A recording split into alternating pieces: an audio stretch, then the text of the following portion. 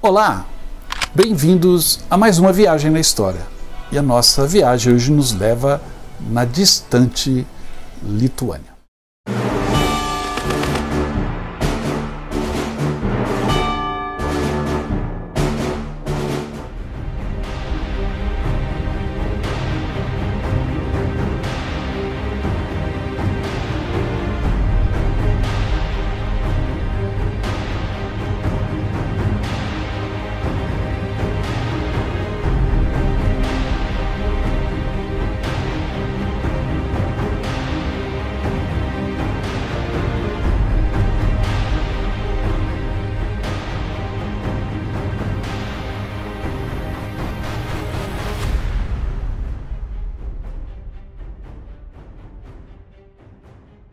A Lituânia é um país que faz parte da Confederação Báltica e ela esteve no caminho das grandes potências europeias entre as guerras várias vezes. Foi ocupada pelos soviéticos no final dos anos 30, foi libertada pelos alemães, pelos nazistas no início dos anos 40 e libertada novamente do domínio nazista pelos soviéticos e ficou sob tutela soviética até 1991, quando ela foi libertada da dominação soviética. Enfim, o povo lituânio é um povo que sofreu muito com as disputas ideológicas e militares do século XX. Hoje é um país progressista que tenta achar seu caminho na nova Europa.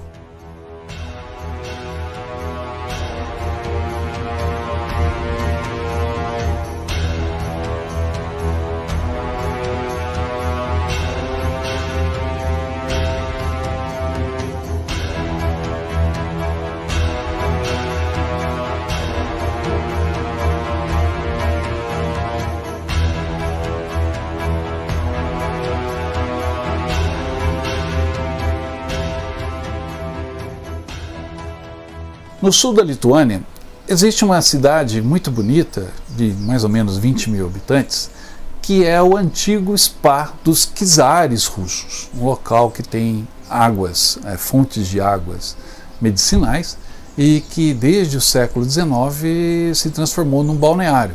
E a família imperial russa frequentava Druskininkai e a cidade ganhou a fama de spa dos czares. No século XX, após a Revolução Russa, Druskininkai, como toda a Lituânia, como eu disse no início, sofreu com as consequentes ocupações.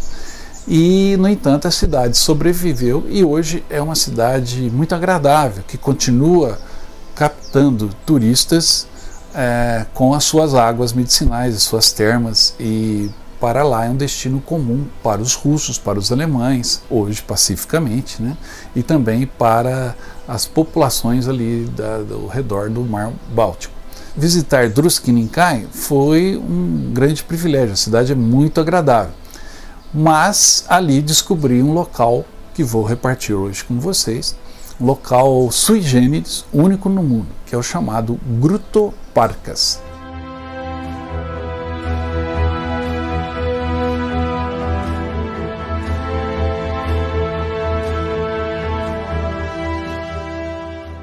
Gruto Parkas, conhecido informalmente como o Mundo de Stalin, é um parque de esculturas situado perto de Druskininkai e fica a 130 quilômetros de Vilnius, capital da Lituânia. Nesse parque se encontram expostas estátuas soviéticas, assim como outras relíquias do tempo em que a Lituânia integrava a União Soviética. Ele foi fundado em 2001 por Viliumas Malinauskas, um empresário lituano. Esse empresário agiu após a restauração da independência da Lituânia em 1990, com o fim da União Soviética. E inúmeras estátuas naquela época, estátuas soviéticas, foram derrubadas e abandonadas em locais diferentes. Viliumas Malinauskas solicitou então às autoridades da época que lhe concedessem a posse das estátuas, para que pudesse levar a cabo a construção de um museu privado. O parque veio a ser criado no Parque Nacional do Dzūkija, que é uma região no sul da Lituânia, apresentando recriações de características dos gulags soviéticos, tais como torres de vigia e arame farpado. A sua criação, à época, enfrentou uma forte resistência e até hoje a sua existência ainda é controversa. Algumas das ideias iniciais para o parque acabaram por nunca serem permitidas. Essas ideias incluíam transportar os visitantes da entrada para o parque em vagões semelhantes aos vagões do Gulags.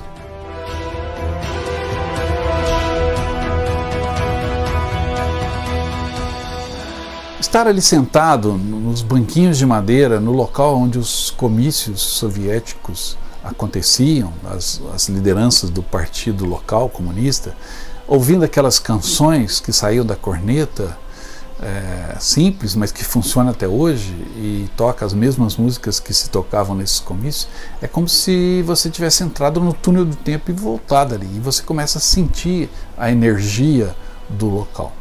E ao caminhar pelos mais de 2 quilômetros dentro do parque, dentro do bosque, que o parque fica dentro de um bosque, e observando toda a coleção que foi juntada no local, você tem um mergulho real, concreto na história, ao observar de perto a mentalidade, o que esse pessoal pensava e como eles eram dominados politicamente, e como era feita uma lavagem cerebral nas suas mentes para que seguisse o Estado soviético com tanto fervor ou com tanto medo.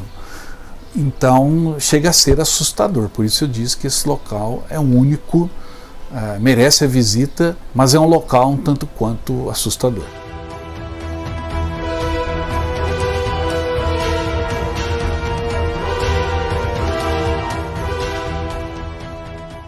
Antes de ser o parque temático da memorabilia soviética, esse local já era frequentado pelos moradores de Druskininkai e pelas pessoas do sul da Lituânia, e atraíam pessoas também até da própria Rússia e dos outros estados soviéticos, porque ali existia um parque de diversão que foi criado pelos soviéticos para rivalizar com a Disneylandia americana, isso em meados dos anos 60, quando o Walt Disney construiu a sua Disneylandia. Então, a Disneylandia soviética atraía pessoas de toda a União Soviética para passarem ali as suas férias. Lembrem-se, como era um regime comunista, ninguém pagava para ir até lá. Eles eram premiados pelo Estado e o Estado bancava a viagem de férias e toda a estadia nessa Disneylandia. Vendo aí as imagens, vocês observam quão simples era esse parque, mas para os soviéticos e para aquela época era um luxo estar ali nessa Disneylandia soviética.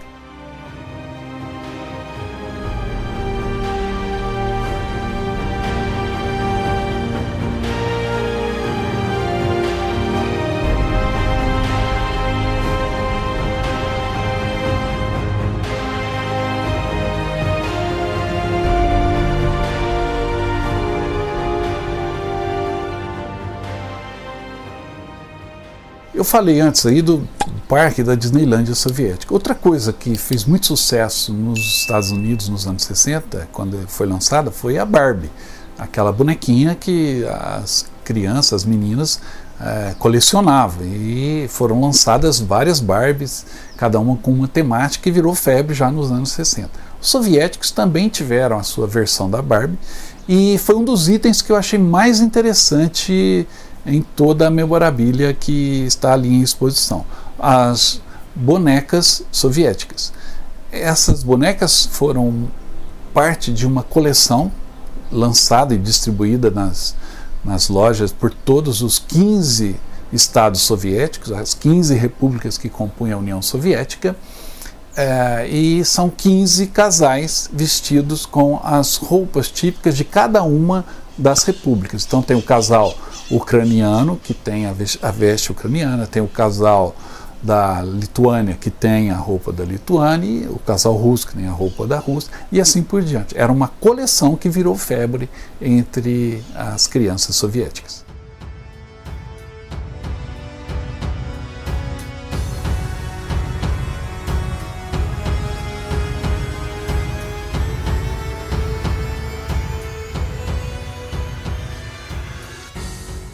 Vocês estão observando as imagens das estátuas, da coleção de estátuas, tanto as gigantescas que ficavam nas praças dos estados soviéticos, mas também as pequenas estátuas de Lenin, de Stalin, que ficavam no interior dos órgãos estatais, das repartições públicas, ou mesmo das casas das pessoas. A estátua que mais me chamou a atenção dessas pequenas estátuas do interior foi a de Gagarin, uma belíssima estátua negra com o Yuri Gagarin. Todos vocês sabem, foi o primeiro homem a ir ao espaço, o herói soviético. Então essa estátua de Gagarin é uma estátua, uma das poucas dessa coleção aí que eu achei assim muito interessante, que eu gostaria de ter.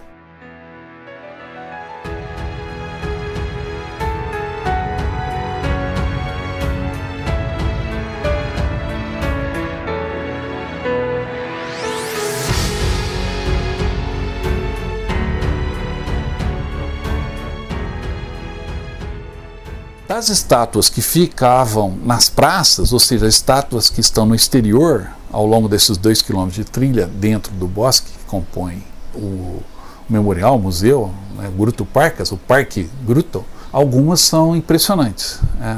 A estátua de Lenin sentado é uma das poucas estátuas de Lenin sentado, e ali perto da estátua você tem a dimensão do monumento, o tamanho que era.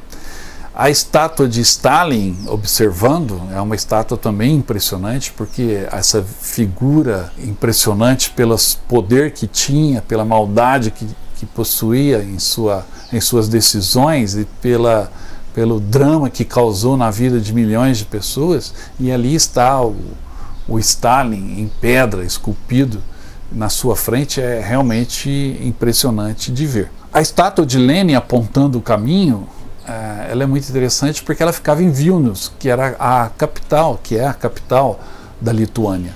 E de frente à estátua você tem a foto do antes e do depois. O antes, a estátua fixa no pedestal, e a estátua tombando após o fim da União Soviética em 1991. O povo foi para a praça celebrar a liberdade e aproveitou e derrubou a estátua de Lenin. Essa foi uma das estátuas recuperadas pelo mecenas, pelo fundador do Gruto Parkas, e ainda bem que o fez, porque a história está ali preservada e não virou pó.